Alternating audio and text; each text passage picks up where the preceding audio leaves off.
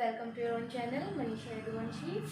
Then हमने last class में जब 10th क्लासेस के लेक्चर लिए थे उसमें हम लोगों ने लाइफ प्रोसेस स्टार्ट किया था। लाइफ प्रोसेस स्टार्ट करके हम लोगों ने उसमें न्यूट्रिशन के बारे में पढ़ लिया था। लाइफ प्रोसेस क्या होती है, लिविंग बीइंग क्या होते हैं, एंड उसमें न्यूट्रिशन, ऑटोट्रोफिक, हेट्रोट्रोफिक क्या होता है, वो सब कुछ पढ़ लिया था।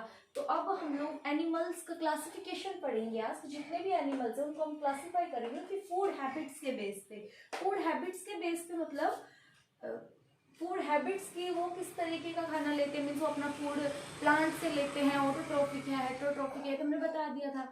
अब जितने भी एनिमल्स है, जो प्लांट्स है वो तो ऑटोट्रोफिक में आ गए, जो एनिमल्स है हेट्रोट्रोफिक है, उनको हम लोग उनकी फूड हैबिट्स के बेस पे कि वो प्लांट्स खाते हैं, अदर एनिमल्स को खाते हैं या फिर दोनों को खाते हैं, इस बेसिस पे हम अब एनिमल्स को क्लासीफाई करेंगे। देन उनकी फूड हैबिट्स के बेस पे हम उनको क्लासीफाई करेंगे, आप ऐसा बोल सकते हैं। ओके, तो इस बेसिस पे इनकी 3 क्लासिफिकेशन होते हैं। First one is herbivores, second one is carnivorous and third one is omnivorous. And I think so आप सभी इन तीनों टर्म्स से फैमिलियर होंगे। आप सभी ने तीनों टर्म्स पहले भी सुन रखी होंगी। हर्बिवोरस, हर्ब आ रहा है इसमें, ये देखो हर्ब, और हर्ब मतलब होता है ग्रासेस, ग्रासेस से प्लांट्स, ठीक है, यानी कि घास फूस से प्लांट जो पेड़ों के ऊपर निर्भर हो, जो अपने खाने के लिए पेड़ पे निर्भर हो, सिर्फ और सिर्फ प्लांट्स को खाते हो, वो है हर्बिवोरस। जैसे कि गोट हो गई, बकरी, काऊ, गाय, ठीक है, और भी बहुत से जीव आप ले सकते हैं, सबको पता है, डियर यानी कि हिरन, ठीक है, वो सब हर्बिवोरस में आते हैं। कार्निवोरस, कार्निवोरस वो होते हैं जो अदर एनिमल्स पे डिपेंड हो अपने फूड के, यानी कि जो फ्लैश खाते हो, मीट मांस खाते हो, वो लोग कार्निवोरस के अंदर, वो एनिमल्स कार्निवोरस के अंदर आते हैं। जो एज ए फूड प्लांट को लेंगे वो हर्बिवोरस, जो as a food other animals को खाएंगे वो कार्निवोरस। जैसे कि लायन है, टाइगर है, शेर, चीता, wolf, vulture etcetera. Okay, and omnivores जिसमें कि हम आते हैं। देखो, सिर्फ प्लांट्स पे डिपेंड करने वाले हो गई कवर, सिर्फ अदर एनिमल्स पे डिपेंड करने वाले हो गई कवर। अब जो दोनों को खाते हो वो ओमनिवोरस होते हैं। वो इस कैटेगरी में डाल दिए हम लोगों ने ओमनिवोरस में, कि जो प्लांट्स को भी खाते हो एज वेल एज एनिमल को भी एज ए फूड कंज्यूम कर लेते हो। जैसे कि ह्यूमन हो गया, हम लोग भी तो ओमनिवोरस ही हैं। आप कहेंगे मैम मैं तो हर्बिवोरस हूँ, नहीं, आप अकेले की नहीं कह सकते, हम सारे ह्यूमंस को लेंगे। आप खा तो सकते हो ना, आप खाते नहीं हो मीट, आप मीट मांस नहीं खाते हो तो आप बोलोगे मैम मैं हर्बिवोरस हूँ। तो बच्चा आप हर्बिवोरस तब होते हैं ना, तब आप खा नहीं सकते, आप खा सकते हो लेकिन आप खाते नहीं हो। अपने सबके रिलीजियस एथिकल इश्यूज है, उनको लेके आप लोग खाते नहीं हो, तो वो आप पे डिपेंड करता है। बट वो लोग तो खा ही नहीं सकते। वो लोग जैसे लोयंस है, वो घास फूस नहीं खा सकते। कोई भी लोयन घास फूस नहीं खाता, कोई भी लोयन। अब आप ये नहीं कह सकते कि कोई भी ह्यूमन मीट मांस नहीं खाता। कुछ ह्यूमंस मीट मांस भी खाते हैं, कुछ ह्यूमंस प्लांट्स भी खाते हैं। तो ह्यूमन की जो कैटेगरी है वो ओमनिवोरस है, कुछ वो खा लेते हैं, कुछ वो खा लेते हैं, कुछ दोनों भी खाते हैं, दोनों भी उसी में आते हैं, ठीक है। तो पूरी कैटेगरी को लेंगे हम लोग। ओके, आफ्टर दैट क्रो है, कौवा। आपने देखा हो कि कोई अगर जैसे मान लीजिए कोई एनिमल है वो डेड हो जाए, आपने देखा आपके घर के आसपास में वो डेड हो जाए तो उसके आसपास कौवे आ जाते हैं, उसको ऐसे खाने लग जाते हैं, उसको नोच नोच के खा लेते हैं, ठीक है। और कौवे अगर आप लोग रोटी भी रख दो, रोटियां रख दो आप लोग, तो क्रो उसको भी खा लेते हैं, ठीक है। देन क्रो कौन सी कैटेगरी में आ गए? ओमनिवोरस में डॉग्स हैं बेटा, कुत्ते आप लोगों ने देखे होंगे। वो लोग क्या करते हैं, आप उनको रोटियां डाल दो वो रोटियां भी खा लेंगे, आप उनको मीट ला के डाल दोगे वो मीट भी खा लेंगे। वो होते हैं क्रो, ठीक है, सॉरी डॉग, ठीक है। ऐसे ही कैट भी है, कैट भी ओमनिवोरस में ही आती है, दोनों चीजें खाती है। तो ये आप लोगों के तीनों टर्म्स क्लियर हो गई, कार्निवोरस, ओमनिवोरस और हर्बिवोरस, ठीक है।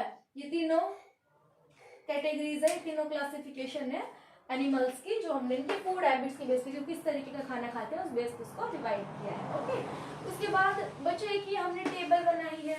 इस टेबल में हमने क्या दिखाया है? सन है, सूरज, आपको पता है sun is the ultimate source of energy, इसके पास एनर्जी का भंडार भरा पड़ा है, तो सन है, इससे सनलाइट एनर्जी आती है, मीन सन की एनर्जी को हम लोग सनलाइट एनर्जी बोलते हैं। सूरज की किरणें उसी की फॉर्म में आती है ना एनर्जी, उसी की फॉर्म में प्लांट्स सब पढ़ते हैं। लास्ट लेक्चर में पढ़ा भी था कि वो क्लोरोफिल पे गिरती है सनलाइट, तब क्लोरोफिल उसको एब्जॉर्ब कर लेता है, ठीक है, तो सनलाइट एनर्जी है। उसके बाद में ये प्लांट्स पे गिरेगी सन की रेज, सनलाइट एनर्जी प्लांट्स पे भी, प्लांट्स के अंदर जो क्लोरोफिल प्रेजेंट है उसने इसको एब्सॉर्ब कर लिया, उसके बाद इसने फूड बनाया, हर्बीवोरस ने इसको खा लिया। हर्बीवोरस इस प्लांट को खाते हैं ना, उसने इसको खा लिया। अब इन हर्बीवोरस को कौन खाता है? कार्निवोरस खाएगा। अब इन हर्बीवोरस को कार्निवोरस ने खा लिया, और ये हर्बीवोरस है, इनको ओमनीवोरस ने भी खा लिया और ओमनीवोरस ने प्लांट को भी खा लिया, क्योंकि ओमनीवोरस तो दोनों चीजें खाता है ना, प्लांट्स भी और एनिमल्स भी। तो हर्बीवोरस है तो एनिमल्स, ये वो एनिमल्स है जो सिर्फ प्लांट खाते हैं, ये वो एनिमल्स है जो सिर्फ मीट मांस खाते हैं, ठीक है, अदर एनिमल्स के ऊपर डिपेंड करते हैं अपने फूड के लिए। इन्होंने हर्बीवोरस को खाया, हर्बीवोरस ने प्लांट को खाया, ओमनीवोरस दोनों को खा रहा है, प्लांट को भी हर्बीवोरस को भी। क्लियर है? तो इस तरीके से पूरी साइकिल चलती है, ठीक है, फूड चेन इस तरीके से हमारी चलती है। ओके, अब देखो एक चीज है कि अगर ये सन ही ना हो, अगर मैं इस सन को ही यहाँ से ऐसे हटा दूं, अगर मैं इस सन को यहाँ से ऐसे हटा दूं, तो क्या प्लांट्स को खाना मिल पाएगा? नहीं, प्लांट्स को खाना नहीं मिल पाएगा। और अगर प्लांट्स को खाना नहीं मिल पाएगा तो हर्बीवोरस जिंदा रह सकते हैं? प्लांट्स को खाना नहीं मिलेगा तो प्लांट्स ही जिंदा नहीं रहेंगे, प्लांट्स ही मर गए, प्लांट्स हट गया, प्लांट्स के बाद में हर्बीवोरस हट गया, हर्बीवोरस के हटते ही कार्निवोरस अपने आप हट गया, प्लांट और हर्बीवोरस दोनों हट गए तो ओमनीवोरस भी नहीं रहा। यानी अगर सन नहीं तो ये कोई भी नहीं, ये सब के सब सन पे डिपेंड है। और अगर प्लांट्स को हटा दूं मैं, प्लांट्स को मैं हटा दूं, ठीक है, प्लांट्स को हटाने पे क्या होगा? हर्बीवोरस को खाना नहीं मिलेगा, हर्बीवोरस को नहीं मिलेगा तो हर्बीवोरस का एग्जिस्टेंस खत्म, कार्निवोरस का खत्म क्योंकि वो हर्बीवोरस पर डिपेंड करते हैं, ठीक है, और इधर ओमनीवोरस का भी खत्म क्योंकि वो इन दोनों पर डिपेंड करते हैं। इसलिए बेटा सन है, it is the energy of sun which provide food for all organism. ये सन की ही एनर्जी है जो कि सभी ऑर्गेनिज्म को खाना प्रोवाइड करती है, ये सन की ही एनर्जी है, ठीक है। अगर सन नहीं तो कुछ भी नहीं, अगर ये सन की लाइट नहीं, सन से आती हुई एनर्जी नहीं, तो सबका एग्जिस्टेंस खत्म, आज फिर कोई लाइफ नहीं, कोई लिविंग ऑर्गेनिज्म नहीं। ओके, ठीक है। अब हमने पढ़ लिया था न्यूट्रिशन के बारे में, पढ़ लिया हमने nutrition, autotrophic nutrition, heterotrophic nutrition, उसके बाद हमने हेटरोट्रोफिक न्यूट्रिशन की क्लासिफिकेशंस, ऑटोट्रोफिक न्यूट्रिशन की डिटेल्स, उसके बाद हमने एनिमल्स का क्लासिफिकेशन उनकी फूड हैबिट्स के बेस पे वो अच्छे से समझ लिया। ये जो हमारी फूड की साइकिल किस तरीके से चलती है हमने ये अच्छे से समझ लिया। उसके बाद हमने ये पता लगा लिया कि सन की ही एनर्जी है जिसके ऊपर सभी लिविंग ऑर्गेनिज्म अपने खाने के लिए डिपेंड करते हैं। ओके, उसके बाद अलग अलग स्टेप्स होते हैं न्यूट्रिशन के एनिमल्स में। बच्चा न्यूट्रिशन क्या होता है? जनरली न्यूट्रिशन मैंने पहले भी बताया था कि फूड बॉडी में डालने से लेके, ठीक है, मतलब कि फूड बॉडी में डालने से लेके एनर्जी लेने तक का डाइजेशन है, कि फूड हम कहाँ से ले रहे हैं, कैसे ले रहे हैं, वहां से लेकर के हमें एनर्जी मिलने तक की जो प्रोसेस बीच में आती है कि वहां जहाँ से हमने फूड लिया वो सोर्स, उसके बाद हमने उसको खाया, हमारे अंदर उसका डाइजेशन होना, हमारे अंदर एब्जॉर्प्शन होना, वो सब कुछ लगा के हमें जब तक एनर्जी मिली वहां तक की टोटल प्रोसेस को हम लोग न्यूट्रिशन बोलेंगे। ओके, तो अभी एनिमल्स के अंदर, सभी एनिमल्स के अंदर न्यूट्रिशन की कुछ प्रोसेस है, कुछ स्टेप्स है, न्यूट्रिशन की प्रोसेस के कुछ स्टेप्स है, यानी कि किन्हीं स्टेप्स में होती है। जैसे कि अभी आप को मैं कोई एग्जांपल दूं, सब्जी बनानी है आपको, सब्जी बनाने का कुछ स्टेप्स होंगे, ठीक है। स्टेप्स क्या होंगे? आपको पहले सब्जियां काटनी पड़ेंगी, वॉश करनी पड़ेंगी, उसके बाद आपको जो भी है आपकी कढ़ाई है, कुकर है, उसमें आपको तेल चढ़ाना पड़ेगा, आपको छौंक लगाना पड़ेगा, आपको मसाले ऐड करने पड़ेंगे, फिर आपको सब्जी ऐड करनी पड़ेगी। स्टेप बाय स्टेप करते हो आप। पहले ऐसा नहीं कर सकते कि आप पहले छौंक लगा दो बाद में आप सब्जियां काटो, ऐसा आप नहीं कर सकते, ठीक है, कि भाई पहले हम लोग कुकर को चढ़ा दे, कुकर को बंद कर दे, बाद में हम लोग सब्जियां काट रहे हैं, क्या बेनिफिट। सारी चीजें स्टेप्स से होंगी ना, पहले जो काम होना चाहिए वो पहले ही होगा, जो बाद में होना चाहिए वो बाद में। तो स्टेप बाय स्टेप होते हैं, ठीक है, ऐसे इनको स्टेप्स बोले। तो इसी तरीके से न्यूट्रिशन के भी कुछ स्टेप्स हैं एनिमल्स के अंदर। वैसे डाइजेशन के स्टेप्स देख लो आप, डाइजेशन होता है इसमें, ठीक है। न्यूट्रिशन के स्टेप्स देख लो आप एनिमल के अंदर। सबसे पहले होता है इंजेशन, पहला स्टेप आप लोग फर्स्ट स्टेप बोलेंगे। Second step is digestion, third step is absorption, fourth step is assimilation and fifth step is digestion या फिर एक्सक्रीशन। आप कहीं देखे होते हैं इंजेशन, मैंने आपको शायद लास्ट लेक्चर में भी एक्सप्लेन किया था, the process of taking food into the body, food को बॉडी के अंदर लेना, फूड का बॉडी के अंदर लेना इज नोन एज इंजेशन, इसको हम लोग इंजेशन बोलेंगे, ठीक है। उसके बाद जो हमने फूड लिया, वो फूड हम लोग हमेशा लिक्विड थोड़ी ना लेते हैं, हम लोग रोटियां भी खाते हैं, कुछ और भी खाते हैं, सॉलिड फॉर्म में हमने बहुत से फूड ले लेते हैं हम लोग, ठीक है। तो हम लोगों ने जैसे रोटियां खाई, अब रोटी का हम इतना बड़ा टुकड़ा खा रहे हैं, वो इतना बड़ा हमारे ब्लड में नहीं जा सकता, और ब्लड में जब तक नहीं जाएगा तब तक वो बॉडी के हर एक सेल तक नहीं पहुंचेगा, हर एक सेल तक नहीं पहुंचेगा तब तक वहां रेस्पिरेशन की प्रोसेस नहीं होगी, वो ऑक्सीजन से मिलके एनर्जी प्रोड्यूस नहीं कर पाएगा, एटीपी मॉलिक्यूल्स प्रोड्यूस नहीं कर पाएगा। ठीक है, मीन्स क्या होगा, सबसे पहले हम लोग बॉडी के अंदर फूड लेंगे, उसके बाद वो फूड अभी फिलहाल वो वाटर सोल्यूबल नहीं है, हम जो रोटियां लेते हैं अगर हम उसको ऐसे ही पानी में मिला के देखें मिल जाएगा, नहीं मिलेगा। ठीक है, तो पहले जो लार्ज इनसोल्यूबल मॉलिक्यूल्स है जो हम फूड के ले रहे हैं, उसको स्मॉल वाटर सोल्यूबल मॉलिक्यूल्स में तोड़ना, यानी कि इतने छोटे छोटे मॉलिक्यूल्स में उसको तोड़ दो कि वो वाटर में सोल्यूबल हो जाए, वाटर में वो मिक्स आउट हो सके। ठीक है, देन हम उसको बोलेंगे, इस प्रोसेस को बोलेंगे डाइजेशन, मींस जिसमें कि large insoluble molecule breaks into small water soluble molecules. ठीक है, ये प्रोसेस है digestion. Okay, large insoluble molecules का स्मॉल वाटर सोल्यूबल मॉलिक्यूल्स में ब्रेक डाउन होना is known as digestion. Digestion खत्म हो गया, अब आएंगे हम लोग एब्जॉर्प्शन में। अगर आप लोगों ने सुना हो अभी तक या नहीं सुना हो तो आज बता रही हूँ।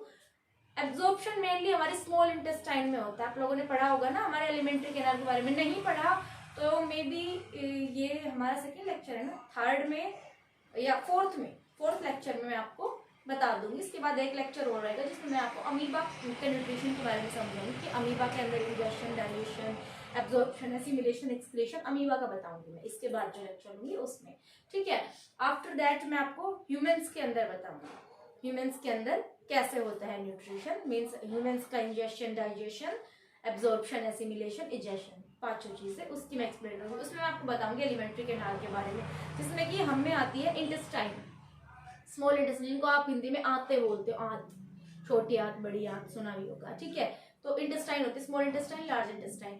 स्मॉल इंटेस्टाइन होती है वो मेन साइट होती है एब्जॉर्प्शन की, मेनली जो फूड है वो उसका जो ब्रेक डाउन है ना वो स्टमक तक हो चुका होता है, बचा कुछ ड्यूडेनम में हो जाता है जो कि इंटेस्टाइन का फर्स्ट पार्ट होता है। वहां तक मत जाइए, अभी कंफ्यूज हो जाएंगे। ठीक है, मेनली स्टमक तक हो चुका होता है, स्टमक के आगे आता है इंटेस्टाइन। तो इंटेस्टाइन के अंदर मेनली हमारी बॉडी में, इंटेस्टाइन के अंदर, हमारी आंतों के अंदर ये एब्जॉर्प्शन होता है, हमारी स्मॉल इंटेस्टाइन में मेनली।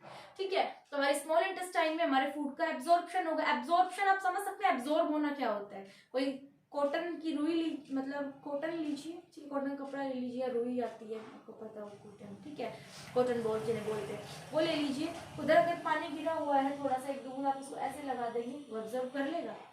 इसी तरीके से जब ये फूड इतना स्मॉल पार्टिकल्स में टूट जाता है कि वो वाटर सोल्यूबल हो जाता है और फिर वो इंटेस्टाइन के अंदर से अगर पास होता है तो वो इंटेस्टाइन भी उसको एब्जॉर्ब कर लेती है। ठीक है, एब्जॉर्ब कर लेती है अपने अंदर, उसको एब्जॉर्ब करके फिर वो हमारी ब्लड स्ट्रीम में, यानी कि हमारी बॉडी में जो ब्लड फ्लो हो रहा है उसके अंदर उसको भेज देती है। इस प्रोसेस को बोलेंगे हम लोग एब्जॉर्प्शन। सिर्फ यहाँ तक, इसके आगे क्या होता है वो अभी बताऊंगी। ठीक है, तो यानी कि डाइजेस्टेड फूड, जो डाइजेस्टेड फूड है स्मॉल वाटर सोल्यूबल पार्टिकल्स में जो टूटा था, स्मॉल वाटर सोल्यूबल मॉलिक्यूल्स जो बने थे आफ्टर डाइजेस्टेड, आफ्टर डाइजेशन जो फूड हो जाता है वो डाइजेस्टेड फूड हो गया। डाइजेस्टेड फूड है वो ब्लड स्ट्रीम में पास होगा, कैसे होगा? Through intestine. इंटेस्टाइन पहले एब्जॉर्ब करेगी, मैंने एक्सप्लेन कर दिया, उसके बाद उसको ब्लड स्ट्रीम में भेजेगी, तो यानी कि passes into blood stream through intestine. Intestine के थ्रू ये ब्लड स्ट्रीम में पहुंच जाता है और इस प्रोसेस को हम बोलेंगे एब्जॉर्प्शन। ओके, हाँ जी। एसिमिलेशन देखिए, एसिमिलेशन के अंदर क्या होता है, जो डाइजेस्टेड फूड जो ब्लड स्ट्रीम में आ गया था, डाइजेस्टेड फूड जो ब्लड स्ट्रीम में आ गया था वो ब्लड के थ्रू, अब ब्लड तो हमारी पूरी बॉडी में फ्लो होता है, ऐसा कोई पार्ट जहां ब्लड नहीं है, ठीक है, तो हमारी बॉडी के हर एक पार्ट में फ्लो होता है। तो हमारी बॉडी सेल्स से मिलकर बनी है, तो आप लोगों ने 9th में भी पढ़ लिया होगा, उससे पहले भी पढ़ा होगा, है ना, पता होगा ये चीज। तो हमारी बॉडी सेल्स से मिलकर बनी है, कोशिकाओं से मिलकर। अगर नहीं पढ़ा तो मैं 9th क्लास का भी जो आपके पैरेलल में मैंने 9th क्लास के लेक्चर्स दे रही हूँ, उसको मैं सेल से पढ़ा रही हूँ, आप लोग वहां चले जाइए, ठीक है, चैनल पे डाल लीजिए ना, आपको मिल जाएगा सेल्स, आप वहां से देख लीजिए, नॉलेज नहीं है तो। अदरवाइज सेल्स का पता है सबको कि हमारी बॉडी सेल से मिलके बनी है, तो हमारा ब्लड हमारी पूरी बॉडी में फ्लो कर रहा है, पूरी बॉडी सेल से मिलके बनी, तो यानी ईच एंड एवरी सेल्स तक वो ब्लड पहुंच रहा है। अब उस ब्लड के अंदर वो डाइजेस्टेड फूड है, जो वाटर सोल्यूबल डाइजेस्टेड फूड है वो है, तो मीन्स ग्लूकोज एनर्जी, ठीक है, ग्लूकोज से एनर्जी मिलती है, तो ग्लूकोज तक वो ब्रेक डाउन हो जाता है उसका, ठीक है। तो वो ग्लूकोज जो है वो डाइजेस्टेड फूड यानी कि ग्लूकोज जो है वो हमारी बॉडी की हर एक सेल्स तक पहुंच जाएगा ब्लड के थ्रू। अब क्या होगा, सेल के अंदर जाके, जैसे ये मान लीजिए हमारी सेल, ठीक है, ये हमारी सेल, ठीक है, ये हमारी सेल है। अब सेल के अंदर यहाँ पे वो डाइजेस्टेड फूड जाएगा, क्या जाएगा, डाइजेस्टेड फूड जाएगा, ठीक है। सेल के अंदर ऑक्सीजन भी है जो हमने ब्रीदिंग के थ्रू अंदर ली थी, ठीक है। जब हमने ब्रीथ किया था, जब हम लोग सांस लेते हैं तो हम सांस के थ्रू ऑक्सीजन हमने अंदर ली थी। वो डाइजेस्टेड फूड ब्लड के थ्रू हर एक सेल्स तक पहुंचेगा। हर एक सेल्स के अंदर ऑक्सीजन पहले से प्रेजेंट है, तो जब ऑक्सीजन के साथ डाइजेस्टेड फूड मिलेगा तो ये एटीपी रिलीज करेगा। एटीपी आपको पता है क्या है, हमारी एटीपी प्लस H2O वाटर बनाएगा। वाटर हमारी बॉडी के मेटाबॉलिज्म में यूज हो जाएगा। और एटीपी जो है ये आपको पता है एनर्जी करेंसी है। क्या है ये, एनर्जी करेंसी, यानी कि इससे हमें एनर्जी मिलती है। एटीपी एनर्जी की एक फॉर्म है, ठीक है, हमारी एनर्जी करेंसी है। ओके, तो बच्चे डाइजेस्टेड फूड और ऑक्सीजन मिलके एटीपी और वाटर बना रहे हैं। अब देखो वाटर हमारी बॉडी में ऑलरेडी बन रहा है, फिर भी हम लोग बाहर से वाटर लेते हैं और कहते हैं जितना पानी पीते हैं उतना ही अच्छा होता है। वाटर की हमारी बॉडी में बहुत इंपॉर्टेंस है, ठीक है। हम लोग जितना पानी पीते हैं उतना ही हमारी बॉडी क्लीन रहती है, उतना ही हमारी बॉडी साफ सुंदर रहती है, अंदर से भी और बाहर से भी, ठीक है। तो अंदर से हमारी बॉडी की सफाई के लिए आपको पानी पीना चाहिए, ठीक है। ये पानी बन भी जाता है, ये भी बॉडी के अंदर यूज हो जाता है, प्लस हमें बाहर से भी लेना होता है। तो आप सोचिए हमारी बॉडी कितना डिपेंड करती है वाटर के ऊपर, है ना। तो ये वाटर है, ये यूज हो जाएगा बॉडी के मेटाबॉलिज्म में, ठीक है। और ये एटीपी है, इससे हमें एनर्जी मिलेगी। इसीलिए हम लोग खाना नहीं खाते तो हम लोग थक जाते हैं, हमें चक्कर आ जाते हैं। फास्टिंग में ऐसा होता है, फास्ट करते जब हम लोग व्रत रखते हैं, ठीक है, ऐसा होता है कि हमें चक्कर आ जाते हैं, हम लोग ऐसे मतलब टूटा टूटा महसूस करते हैं अपने आप को, जैसे शरीर टूट रहा हो या ऐसे एनर्जी नहीं लगती हमें अपने शरीर में, ठीक है, जोश नहीं आता, ठीक है। जब खाना नहीं खाते, खाना खाते हम लोग एनर्जेटिक हो जाते हैं, ठीक है, हमें एनर्जी होती है, अपने सारे काम अच्छे से परफॉर्म कर सकते हैं। तो वो इसीलिए, क्योंकि ये होती है एसिमिलेशन की प्रोसेस, जिसमें कि डाइजेस्टेड फूड है वो बॉडी की सेल्स ले लेती है, बॉडी की जो सेल्स है वो डाइजेस्टेड फूड को ले लेंगी, taken by body cells and use for, और इसको एनर्जी के लिए यूज करेगी। अब जो एनर्जी है ये तो इसने बना लिया एनर्जी के लिए, तो इसने फूड को यूज कर लिया, एनर्जी से क्या होगा, ग्रोथ होगी, ठीक है। ग्रोथ के लिए यूज करेगी, रिपेयर के लिए, यानी कि हमारी बॉडी में कहीं कोई डैमेज हो रखा है तो उसके लिए यूज करेगी। आपको पता होगा कहीं कोई चोट लग जाए तो बोलते हैं कि हल्दी वाला दूध पीना चाहिए। हल्दी वाले दूध से क्या होता है, वो रिपेयर में हेल्प करती है। तो ऐसे अलग अलग फूड है जो अलग अलग तरीके से हमें हेल्प करते हैं हमारी बॉडी में, ठीक है। लास्ट प्रोसेस बचती है आप लोगों की इजेशन या फिर एक्सक्रीशन, जिसे आप लोग बोल सकते हैं, ठीक है। देन आप देखिएगा इजेशन या एक्सक्रीशन क्या होता है बच्चे। ये तो हो गया जो फूड डाइजेस्ट हो गया। अब ऐसा थोड़ी हम जो खा रहे हैं उसमें कुछ ऐसा ही नहीं है जो डाइजेस्ट नहीं होगा। अब जैसे आप लोग मान लीजिए कभी गन्ने का मौसमी का जूस अगर आप लोगों ने निकलवाया हो या किसी और चीज का भी जूस आपने निकलवाया, तो 100% जूस थोड़ी निकलता है। जो हमारी बॉडी में ब्लड स्ट्रीम के थ्रू फ्लो हो रहा है ना, वो समझ लीजिए जूस है जो लिक्विड फॉर्म में निकल के आ गया, प्योर। अच्छा, वो तो हमारी बॉडी में आ गया। अब जो हम सॉलिड फूड खा रहे हैं उसमें से जो लिक्विड जितना हमसे बन पाया उतना हमने बना के उसको लिक्विड फॉर्म में तोड़ के उसको वाटर सोल्यूबल करके पूरी बॉडी में फ्लो करा दिया। उसके बाद जो बच गया, जैसे कि मान लीजिए आप लोगों ने कभी गन्ने का जूस पिया हो, मौसमी का जूस या किसी भी चीज का हो, आप लोगों ने पिया, जैसे गाजर का ही जूस लगा लीजिए, तो पिया आप लोगों ने, गाजर का जूस निकल गया, बाद में जो कचरा होता है ना, सॉलिड कचरा, ठीक है, जो सॉलिड कचरा बच जाता है जो किसी यूज का नहीं होता है, ऐसे मौसमी में भी बचता है, गन्ने में भी बचता है, तो उसको फेंक दिया जाता है, ठीक है। तो हमारा वो लिक्विड है वो तो हमने पी लिया था, जो लिक्विड जूस निकला वो तो, और जो वो वेस्ट बचा, सॉलिड से जो वेस्ट बचा वो, क्योंकि सॉलिड में कुछ तो सॉलिड भी निकलेगा ना, जब उसको हम निकाल लेंगे, उसको पूरा तरीके से हम लोग निचोड़ लेंगे सॉलिड को, तो उसमें से कुछ लिक्विड तो निकल जाएगा डाइजेशन के बाद में भी, ठीक है। और कुछ जो सॉलिड वेस्ट बचेगा उसका क्या करेंगे, तो जो सॉलिड वेस्ट होता है ना, अभी इंटेस्टाइन से मैंने बताया था एब्जॉर्प्शन होता है, इंटेस्टाइन में एब्जॉर्ब्ड फूड आता है, वो वहां से उसको इंटेस्टाइन से ब्लड स्ट्रीम में भेज देता है डाइजेस्टेड फूड को। जो अनडाइजेस्टेड फूड होता है, जो सॉलिड अनडाइजेस्टेड फूड बच गया, यानी कि जो वेस्ट बच गया, जैसे कि गाजर की जूस में, मौसमी के जूस में, गन्ने के जूस में जो सॉलिड वेस्ट बचता है, इसी तरीके से हमारी बॉडी में सॉलिड वेस्ट बच गया, उसको स्मॉल इंटेस्टाइन भेजेगी लार्ज इंटेस्टाइन के बाद, उसके बाद एक पोर्शन आता है रेक्टम में जाके वो स्टोर होगा, उसके बाद वो एनएस के थ्रू हमारी बॉडी से रिमूव हो जाएगा, ठीक है। उसको हम फीकल मैटर बोलते हैं, किसको, अनडाइजेस्टेड फूड को।